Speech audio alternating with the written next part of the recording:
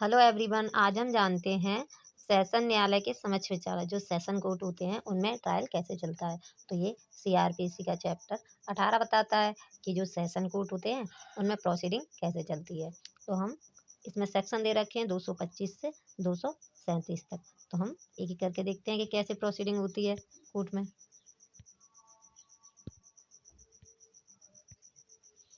तो पहला सेक्शन देखते हैं 225। 225 कह रहा है विचारण का संचालन लोक अभियोजक द्वारा किया जाएगा। तो इसमें ये कह रहा है पहला सेक्शन कि जो ट्रायल चलेगा सेशन कोर्ट में वो हमेशा पब्लिक प्रोसिक्यूटर द्वारा ही किया जाएगा। अब आगे कह रहा है सेशन न्यायालय के समक्ष प्रत्येक विचार में अभियोजक का संचालन लोक अभियोजक द्वारा किया जाएगा। तो ये कह रहा है अगर सेशन कोर्ट में अगर कोई ट्रायल चल रहा है तो उसमें लोक अभियोजक द्वारा ही कोर्ट केस लड़ा जाएगा। मतलब जो केस की हेयरिंग वगैरह है वो किसके द्वारा की जाएगी? पब्लिक प्रोसिक्यूटर द्वारा। अब आ जाते हैं 226। 226 कहता है अभियोजन के मामले के कथन का प्रारंभ। तो ये कह रहा है जो व्यक्ति है जिसने केस फाइल किया है, जो अभियोजन है, अभियोजक है, उसके अभियोजन का कथन जो है वो कौन रखेगा? वो अभियोजक रखेगा। जो लोक अभियोजक होगा वो रखेगा। तो ये कह रहा है जब अभियुक्त धारा 209 के अधीन मामले की सुपुर्दगी के अनुसरण में न्यायालय के समक्ष हाजिर होता है या लाया जाता है, तब अभियोजक मामले के कथन का अभियुक्त के विरुद्ध लगाए गए आरोप का वर्णन करते हैं और यह बताते हुए आरंभ करेगा कि वह अभियुक्त के दोष को किस साक्ष्य से साबित करने की प्रस्तावना करता है। तो ये कह रहा है 226 कि जब कोई केस फाइल होता है और जो संज्ञान ले लिया जाता है, संज्ञान लेने के बाद 209 में सेशन कोर्ट के पास भेज दिया जाता है ट्रायल करने के लिए।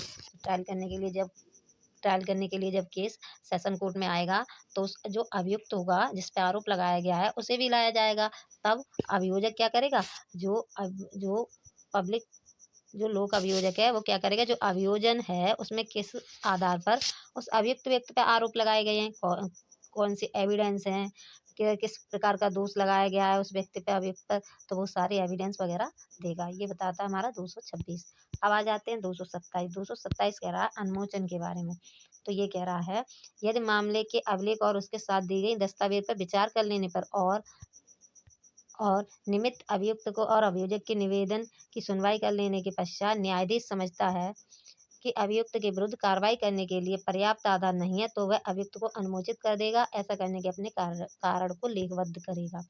तो ये कह रहा है सेक्शन कि जब अभियुक्त है उसे कोर्ट में लाया जाता है और पब्लिक प्रोसिक्यूटर क्या करता है?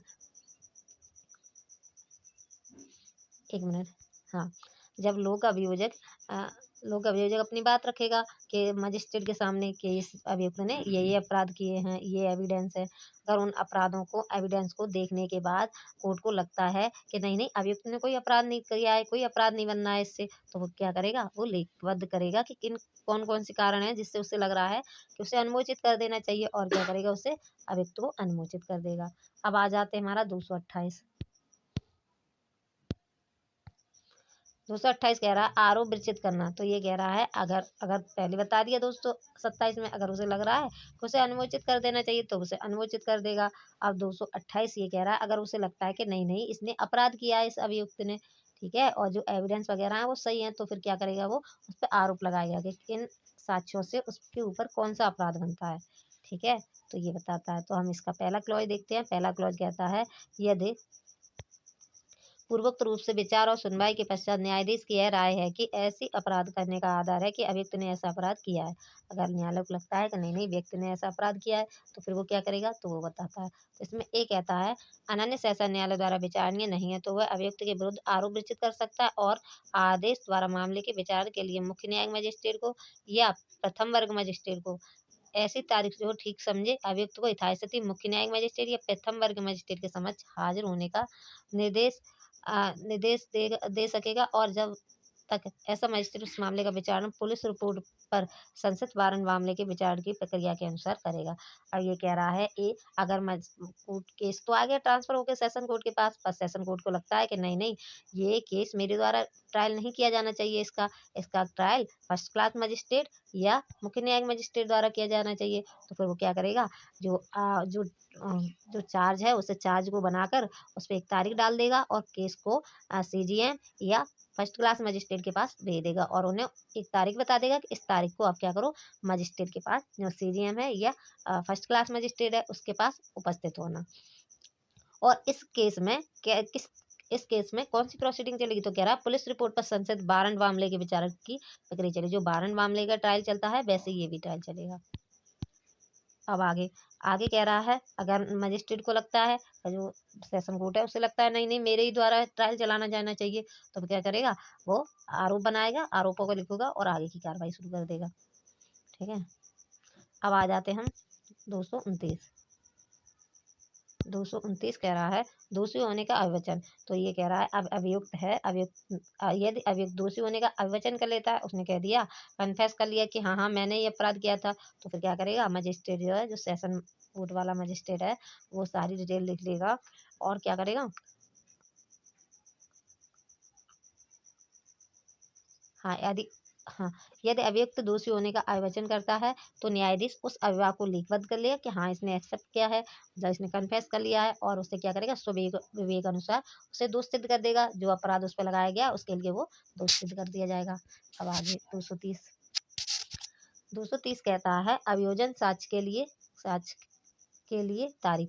ये कह रहा है यदि अभियुक्त अभियोजन करने से इनकार करता है, अरे अगर अभियुक्त है जिस पे आरोप लगाया गया वो कहता है कि नहीं नहीं मैंने ये अपराध नहीं किया है और मैं केस लड़ूंगा, तो फिर वो क्या करेगा, आगे की कार्रवाई की जाएगी। तो ये कह रहा है यदि अभियुक्त अभियोजन करने से इनकार करता है या अभियोजन नहीं करता है या विचार किए जाने का दावा करता है या धारा 229 के अधीन सिद्ध दोष नहीं किया जाता है, तो न्यायाधीश साक्ष्यों की परीक्षा करने के लिए तारीख नियत करेगा और अभियोजन के आवेदन पर किसी साक्षी को हाजिर होने और दस्तावेज पेश करने, अन्य चीज़ों को पेश करने के लिए, विवश करने के लिए आदेश का जारी करेगा।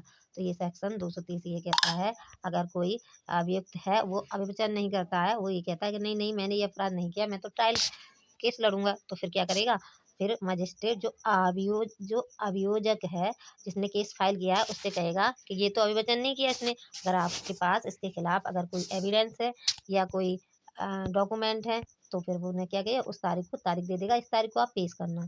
ठीक है, एक मिनट, हाँ, तारीख दे देगा और कहेगा कि अपने दस्तावेज वगैरह है या कोई और कोई चीज़ है जो आपके फेवर में काम कर सकती है, कोई डॉक्यूमेंट है, एविडेंस है, कोई विटनेस है, उन्हें आप पेश कर सकते हो उस तारीख पे।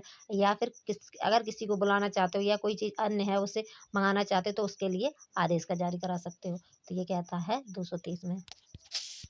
अब आ जाता है 231। 231 कहता है अभियोजन के लिए साक्ष्य। अब ये कह रहा है, तो ये कह रहा है ऐसे नियत तारीख पर, जो तारीख दी थी उस तारीख को क्या करेगा अभियोजक, तो ये कह रहा है ऐसे नियत तारीख पर न्यायाधीश ऐसा सब साक्ष्य लेने के लिए अग्रसर होगा जो अभियोजक के समर्थन में पेश किया जाए। जो अब उसने एक तारीख दे दी थी और तारीख पे कह दिया था अभियोजक से कि अभियुक्त तो एक्सेप्ट नहीं कर रहा कि उसने अपराध किया, वो तो केस लड़ने की कह रहा है। अगर आपके पास कोई उसके खिलाफ डॉक्यूमेंट है, एविडेंस है, विटनेस है, उन्हें पेश करो। तो अब क्या कह रहा है 231 में, उस तारीख को, जिस तारीख को उसने दिया था उस तारीख को जो अभियोजक जो भी डॉक्यूमेंट वगैरह या कोई विटनेस वगैरह लेके आएगा, तो फिर उसे क्या करेगा, वो अभियोजक के समर्थन में पेश किए जाएंगे। 231, ठीक है। 231 का सेकंड क्लॉज कहता है न्यायाधीश सुविवेक अनुसार किसी साक्षी की प्रतिपरीक्षा तब तक के लिए जब तक कि उसे अन्य साक्षियों की परीक्षा न की जाए अस्थगित अस्थगित करने की अनुज्ञा दे सकेगा या किसी साक्षी के अतिरिक्त सत्य परीक्षा के लिए पुनः बुला सकेगा।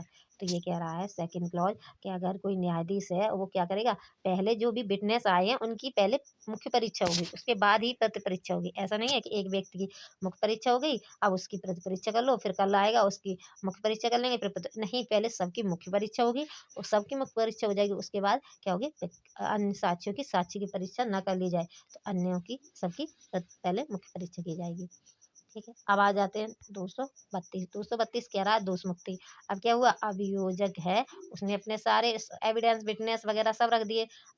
अब इतना सारे डॉक्यूमेंट वगैरह विटनेस और एविडेंस देखने के बाद मजिस्ट्रेट को लगता है कि नहीं नहीं जो अभियुक्त है उसे दोष मुक्त कर देना चाहिए। तो ये कह रहा है 232, यदि संबद्ध विषय के बारे में अभियोजन का साक्ष्य लेने, अभियुक्त की परीक्षा करने और अभियोजन और प्रतिरक्षा को सुनने के पश्चात न्यायाधीश का यह विचार है कि इस बात का साक्ष्य नहीं है कि अभियुक्त ने अपराध किया है, तो न्यायाधीश क्या करेगा, उसे दोष मुक्त कर देगा। तो ये कह रहा है डॉक्यूमेंट वगैरह देखने के बाद जो अभियोजक है उसने रखे थे अपने फेवर में, उन डॉक्यूमेंट वगैरह को देखने के बाद अगर मजिस्ट्रेट को लगता है, अगर जो न्यायाधीश है उसे लग रहा है कि नहीं नहीं अभियुक्त ने कोई अपराध नहीं किया, तो फिर क्या करेगा, वो उसे दोष मुक्त कर देगा। अब आ जाते हैं 233। 233 कह रहा है कि अब जो अभियोजक है उसने तो अपने, जिसने केस फाइल किया था, उसने तो अपने डॉक्यूमेंट वगैरह विटनेस वगैरह रख दिए उसके खिलाफ, अभियुक्त के खिलाफ। अब 233 में अभियुक्त क्या करेगा, उसकी प्रति परीक्षा करेगा, क्रॉस एग्जाम करेगा। तो ये कह रहा है पहला पॉइंट, जहाँ अभियुक्त धारा 232 के अधीन दोष मुक्त नहीं किया जाता है, वहां उसने अपेक्षा की जाएगी कि अपनी प्रतिरक्षा प्रारंभ करे और कोई भी साक्ष्य जो समर्थन में हो उसके पास हो उन्हें पेश करे। तो अब किसे दिया जाए, अब अभियुक्त से कहा जाए कि आपके खिलाफ ये डॉक्यूमेंट वगैरह पेश किए गए हैं, अगर आपके समर्थन में कोई डॉक्यूमेंट है, विटनेस है या कोई और चीज़ है, तो उसे पेश किया जाए। तो ये पहला क्लॉज कहता है। सेकंड क्लॉज कहता है, यदि अभियुक्त और लिखित कथन देता है तो न्यायाधीश क्या करेगा, उसे फाइल में लिख लेगा, फाइल में रख लेगा। अ, इसका क्लॉज 3 कहता है, यदि अभियुक्त किसी साक्षी को हाजिर होने या कोई दस्तावेज पेश करने को विवश करने के लिए कोई आदेश का जारी करने के लिए आवेदन करता है, तो न्यायाधीश ऐसे आदेश का जारी करेगा जब तक उसका ऐसे कारणों से जो लेखबद्ध किए जाएंगे यह विचार न हो कि आवेदन इस आधार पर नामंजूर कर दिया जाना चाहिए कि वह तंग करने या विलम्ब करने या न्याय के उद्देश्यों को विफल करने के प्रयोजन से किया गया है। तो ये कह रहा है क्लॉज थर्ड कि अगर कोई अभियुक्त है, जिसे लगता है, जो अभियुक्त है उसे अपनी प्रति परीक्षा करानी है और उसे लग रहा है कि कोई डॉक्यूमेंट वगैरह किसी अन्य व्यक्ति के पास है, या कोई दस्तावेज है, या कोई चीज़ है, या कोई विटनेस है, उसे बुलाना चाहिए उसके समर्थन में, वो अपने समर्थन में किसी को बुलाना चाहता है या कोई डॉक्यूमेंट पेश करना चाहता है, तो फिर क्या करेगा, वो मजिस्ट्रेट जो कोर्ट है, कोर्ट द्वारा आदेश का जारी करा सकता है उन चीज़ों को या उन व्यक्तियों को बुलाने के लिए। ये हमारा कह रहा है 233। अब आ जाते हैं हम 234 पे। बहस बहस की कह रहा है, तो कह रहा है, जब प्रतिरक्षा के साक्ष्यों की परीक्षा समाप्त हो जाती, जो क्रॉस एग्जामिनेशन है विटनेसों का, वो समाप्त हो जाता है, तो अभियोजक अपने मामले का उपसंहार करेगा और अभियुक्त या उसका प्लेडर उत्तर देने के हकदार होंगे। तो फिर क्या किया जाएगा, बहस होगी, और जो अभियुक्त है या अभियुक्त का जो प्लीडर है वो क्या करेगा, अभियोजक की तरफ से जो वकील होगा वो क्वेश्चन करेगा, वो उसके आंसर देगा। परंतु जहाँ अभियुक्त या उसका प्लेयर कोई विधि प्रश्न उठाता है, वहाँ अभियोजक न्यायाधीश की अनुज्ञा से ऐसे विधि प्रश्नों पर अपना निवेदन कर सकता है। ठीक है। अब आ जाते हैं 235। 235 कह रहा है, दोष मुक्ति या दोष सिद्धि का निर्णय। तो ये कह रहा है 235, अगर बहस हो गई, सारे डॉक्यूमेंट देख लिए दोनों पार्टियों को, तो अगर मजिस्ट्रेट को लगता है कि नहीं नहीं इसमें किसी व्यक्ति को जो निर्णय है, फाइनल निर्णय ये होना चाहिए, या तो दोष मुक्ति का या दोष सिद्धि का, तो वो क्या करेगा, वो अगर दोष सिद्धि का होगा, अगर उसे लगता है कि दोष सिद्ध करना चाहिए तो वो दोष सिद्ध कर देगा, अगर उसे लग रहा है कि कोई अपराध नहीं हुआ है, दोष मुक्त कर देना चाहिए, तो वो दोष मुक्त कर देगा। अब आ जाते हैं 236। 236 बता रहा है पूर्व दोष सिद्धि के बारे में। तो अगर कोई व्यक्ति है जो अभियुक्त है, अगर वो उसने कोई पहले से ही कोई अपराध किया है, पूर्व दोष सिद्धि है उसके ऊपर, और न्यायालय पूछता है उससे कि आपके पास दोष सिद्धि है, और वो स्वीकार नहीं करता है कि नहीं नहीं मैं पहले दोष सिद्ध कभी नहीं हुआ था, तो अगर जो पहले दोष सिद्धि के जो भी डॉक्यूमेंट है या कोई साक्ष्य है, तो उसे पेश किया जा सकता है। अब इसका परंतु कि ये कह रहा है कि अगर पूर्व दोष सिद्धि के बारे में तभी हम कह सकते हैं किसी व्यक्ति से, अगर वो वास्तव में भी उसने अपराध किया है, अभियुक्त ने, या वो पहले पूर्व दोष सिद्ध हो चुका था, या उसने इस बार उसके ऊपर अपराध साबित हो जाए, अगर इस बार अपराध साबित हो जाता है तो हम पूर्व दोष सिद्धि की बात करेंगे, वरना नहीं करेंगे। और ये 237 है। 237 बताता है, धारा 199 2 के अधीन संशोधित मामलों की प्रक्रिया। तो ये प्रोसीडिंग के बारे में बता रहा है। तो ये कह रहा है, धारा 199 की उपधारा 2 के अधीन अपराध का संज्ञान करने वाला सेशन न्यायालय मामले का विचार मजिस्ट्रेट के न्यायालय के समक्ष पुलिस रिपोर्ट से भिन्न आधार पर संशोधित किए गए वारंट मामलों के विचार की प्रक्रिया के अनुसार करेगा। तो सेशन कोर्ट कैसे करेगा, जैसे वारंट मामले का ट्रायल होता है, पुलिस रिपोर्ट से भिन्न कोई वारंट मामला है उसका ट्रायल होता है, वैसे ही वो ट्रायल करेगा। अब इसमें परंतु दे रखा है, तो ये कह रहा है परंतु जब तक सेशन न्यायालय उन कारणों से जो लेखबद्ध किए जाए अन्यथा निर्देश नहीं देता है, उस व्यक्ति के जिसके विरुद्ध अपराध का किया जाना अविकथित है, अभियोजन साक्षी के रूप में परीक्षा कर सकता है, अभियोजक की भी साक्षी के रूप में परीक्षा की जा सकती है। सेकंड क्लॉज कहता है, यदि विचारक के दोनों पक्षकारों में से कोई ऐसी वांछा करता है, या यदि न्यायालय ऐसा ऐसा ऐसा करना ठीक समझता है, तो इस धारा के अधीन प्रत्येक विचारण बंद कमरे में किया जाएगा। और न्यायालय को लगता है कि कोई ट्रायल ऐसा है जिसे बंद कमरे में किया जाना चाहिए, तो फिर उसे बंद कमरे में भी करा सकता है। अब इसका थर्ड क्लॉज है। थर्ड क्लॉज कहता है यदि ऐसे किसी मामले में न्यायालय सब अभियुक्तों को या उनमें से किसी को अनुचित या दोष मुक्ति करता है और उसकी यह राय है कि उनके या उनमें से किसी के विरुद्ध अभियोजन लगाने के उचित कारण नहीं था, तो वह अनुमोचन या दोष मुक्ति के अपने आदेश द्वारा उस व्यक्ति को जिसके विरुद्ध अपराध का किया जाना अवगत किया गया था या निर्देश दे गया था कि वह कारण दर्शित करे कि वह उस अभियुक्त को या जब ऐसे अभियुक्त एक से अधिक है तब उनमें से प्रत्येक को सीधा प्रतिपद क्यों ना दे। ठीक है, कोई ज़्यादा इम्पोर्टेंट नहीं है। ठीक है, अब ये आ जाते हैं हमारे, ये तो पॉइंट दे रखे हैं।